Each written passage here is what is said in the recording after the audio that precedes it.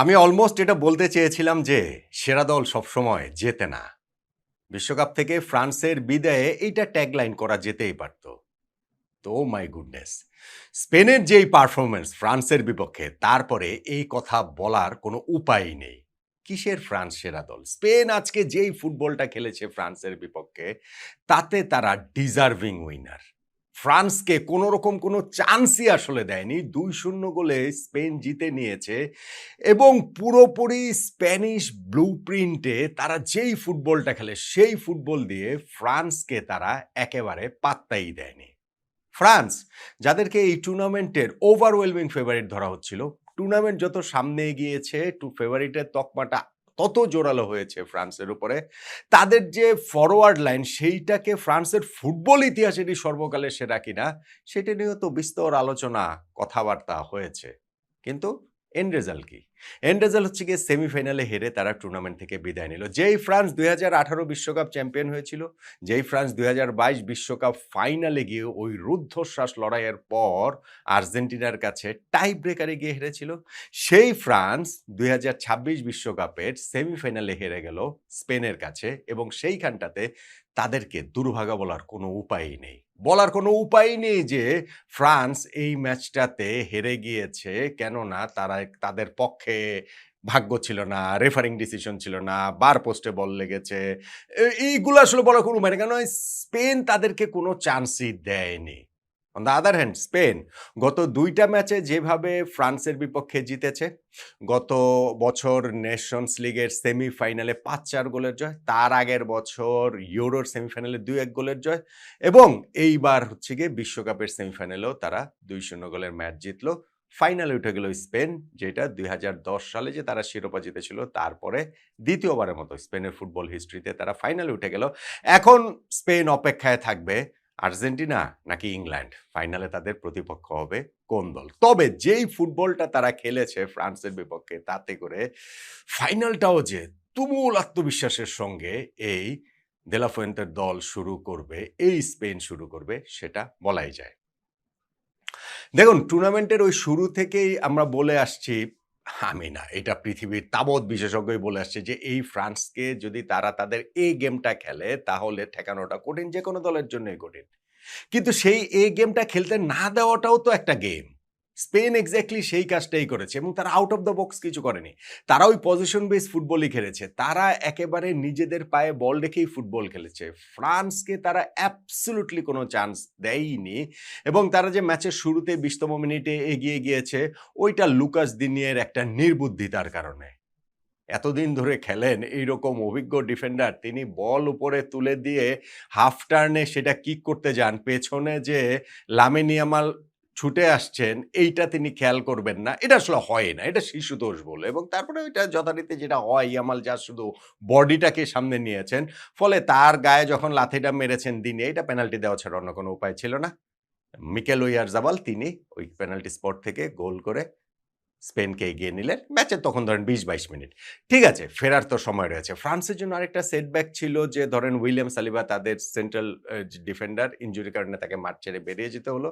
কিন্তু তারপরেও মনে হয়েছে যে এই ফ্রান্স কি আসলে কোনো না কোনোভাবে কোনো না কোনো সময় তো তাদের ওই অ্যাটাকটা জ্বলে উঠবেই। তাদের ওই Kylian Mbappe, Michael Olise, Ousmane Dembele, Bradley বারকোলা।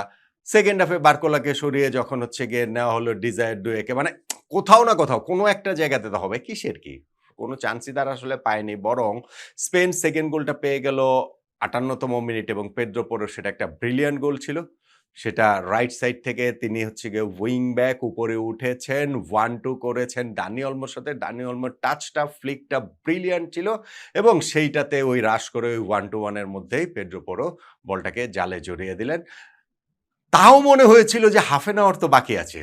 মানে কিছু না কিছু তো হবেই। গত ওয়ার্ল্ড কাপে হয়েছে না যে এইরকম ভাবেই ওয়ার্ল্ড কাপ ফাইনালটাতে ইনফ্যাক্ট আর্জেন্টিনা ফ্রান্স ম্যাচে ফ্রান্স আসলে একেবারে আউটপ্লেডই ফ্রান্সকে করে দিয়েছিল। আর্জেন্টিনা ২ গোলে তারা এগিয়ে গিয়েছিল। কিন্তু তারপরে গিয়ে ওই যে কিলিয়ান এমবাপ্পের একটা ম্যাজিক, একটা ঝড়, ফ্রেঞ্চ ঝড়ে কিন্তু ম্যাচটাতে ফিরেছিল ফ্রান্স এবং তারপরে খেলাটা এক্সট্রা টাইমে তারা নিয়ে গিয়েছিল। কিন্তু আজকে তাদেরকে আসলে কোনো চান্সই স্পেন দেয়নি। অ্যাবসোলিউটলি কোনো চান্স দেয়নি। ইনফ্যাক্ট ওই সেকেন্ড গোল হওয়ার পর তো লামিন ইয়ামাল আরো একবার বল জারে জড়িয়েছিলেন। যদি সেইটা স্ট্যান্ড করতো মানে ওর অফসাইডের কারণে ওই গোলটা বাতিল হয়েছে। স্ট্যান্ড করলে তো ম্যাচ তখনই শেষ।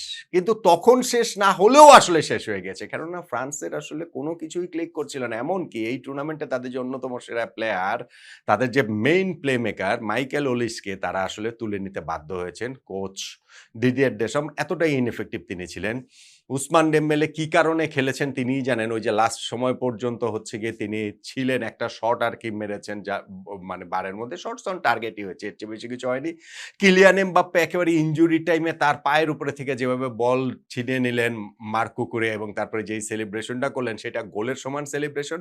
আসলে ফ্রান্সের এই পুরো টিমটাই আজকে কোনোভাবেই ক্লিক করেনি এবং আমরা যে বলছিলাম না যে ধরেন সর্বকালের সেরা এটা ফ্রান্সের অ্যাটাক কিনা, এখন তো ধরেন অলিভিয়ের জিরুও এদের চেয়ে ভালো। মানে আপনি যদি বলেন ভাই জিরু তো ওই ওয়ার্ল্ড কাপ উইনিং টিমের হচ্ছে গিয়ে মেম্বার।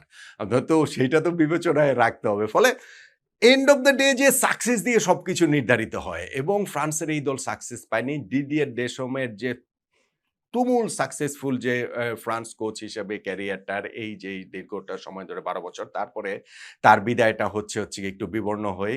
হ্যাঁ, তৃতীয় স্থান নির্ধারণী ম্যাচটা ফ্রান্স খেলবে কিন্তু সেইটা তো আর এমন সিগনিফিক্যান্ট কোনো কিছু না। উম জানি না সেখানে কিলিয়ান এমবাপ্পে খেলবেন কিনা, তার ওই যে গোল্ডেন বুটের সেইটার জন্য কি লড়বেন কিনা বা ফ্রান্স হচ্ছে গিয়ে ওই মাথা আরেকটু মানে শেষটা অন্ততপক্ষে সে ভালোভাবে শেষ করতে চাইবে কিনা সেগুলো আসলে খুবই ইনসিগনিফিক্যান্ট। সিগনিফিক্যান্ট যেটা সেটা হচ্ছে গিয়ে স্পেনের জয়। সিগনিফিক্যান্ট যেটা সেটা হচ্ছে গিয়ে স্পেনের ফ্রান্সের বিপক্ষে সর্বশেষ ১১ ম্যাচে ৮ নাম্বার জয়। সিগনিফিক্যান্ট যেটা সেটা হচ্ছে গিয়ে এই ম্যাচের আগে ফ্রান্সের কোচ দিদিয়ের দেশম যে বলেছিলেন যে স্পেনই আসলে ফেভারিট এবং সত্যি এই ম্যাচটাতে স্পেন ফেভারিটের মতোই খেললো। ফেভারিটের মতো খেলে তারা বিশ্বকাপের ফাইনালটাতে উঠে গেল। স্পেন ২০১০ বিশ্বকাপে যে তারা চ্যাম্পিয়ন হয়েছিল, তারপরে ৩ টা বিশ্বকাপ গেছে দুঃস্বপ্নের মতো। ২০১৪ বিশ্বকাপের গ্রুপ পর্ব থেকে বাদ হয়ে গিয়েছে। ২০১৮ বিশ্বকাপে জাস্ট গ্রুপ পর্ব পেরোতে পেরেছিল, নকআউটের শুরুতেই তারা রাশিয়ার কাছে রাউন্ড অফ 16 এ হেরে বিদায় নিয়েছে। ২০২২ ওয়ার্ল্ড কাপেও একই ঘটনার পুনরাবৃত্তি। জাস্ট গ্রুপ পর্ব পেরিয়েছে, নকআউটের শুরুতে মরক্কোর কাছে হেরে তাদের বিদায় নিতে হয়েছে এবং ওই ২ টাতেই ছিল টাই ব্রেকারে বিদায় এবং এই ২০২৬ এ এসে তারা গত ৩ বিশ্বকাপে তাদের যেই অপ্রাপ্তি সেইটার থেকে আবার পূর্ণতার পথে তারা এগোচ্ছে। ২০২৪ ইউরোর যে তারা চ্যাম্পিয়ন, সেই চ্যাম্পিয়ন দলটা বিশ্বকাপেও প্রতিটা ম্যাচে গ্রো করছে এবং আপনি যদি ওইভাবে চিন্তা করে দেখেন যে নকআউট পর্বের যে ৪ টা ম্যাচ তারা এখন পর্যন্ত খেললো, সেইখানে রাউন্ড অফ 32 তে না হয় অস্ট্রিয়ার বিপক্ষে, কিন্তু তারপরে পর্তুগালের বিপক্ষে, তারপরে বেলজিয়ামের বিপক্ষে, তারপরে ফ্রান্সের বিপক্ষে জয়। ফলে ফাইনালে আর্জেন্টিনা আসুক বা ইংল্যান্ড আসুক, এই স্পেনকে ঠেকানোটা কিন্তু কঠিন হবে। স্পেনের এখন যে আত্মবিশ্বাস রয়েছে এবং আজকে যেই ফুটবলটা খেলেছে সেটা আবার ফ্রান্সের মতো হয়ে যায় কিনা যে এই গেমটা তারা আজকে খেলে ফেললো। ফ্রান্স যেমন আগেই খেলে ফেলেছে, এই ম্যাচটাতে তারা আর টার্ন আউট করল না। সো ঐরকম কোনো কিছু হয় কিনা আশঙ্কার জায়গা রয়েছে। তবে আজকের মতো এই ম্যাচ খেলতে পারলে ফাইনালে স্পেনের প্রতিপক্ষ যেই হোক না কেন, এই স্পেনকে থামানো ২য় বিশ্বকাপ জয় থেকে ভীষণ রকমেরই কঠিন হবে। সেরা দল সবসময় শিরোপা জেতে না, বিশ্বকাপ জেতে না। এই ফ্রান্স সম্পর্কে ওই ট্যাগলাইনটা আসলে আর দেয়া যাচ্ছে না। কেননা আজকের ম্যাচটাতে তারা মোটেই সেরা দল ছিল না এবং স্পেন তাদের মতো করে খেলেই ফ্রান্সের সম্ভাবনাটা শেষ করে দিয়েছে, উঠে গেছে বিশ্বকাপ ফাইনালে। এই স্পেনকে কে ঠেকাতে পারবে? আর্জেন্টিনা কিংবা ইংল্যান্ড, যেই দলই উঠুক না কেন ফাইনালে।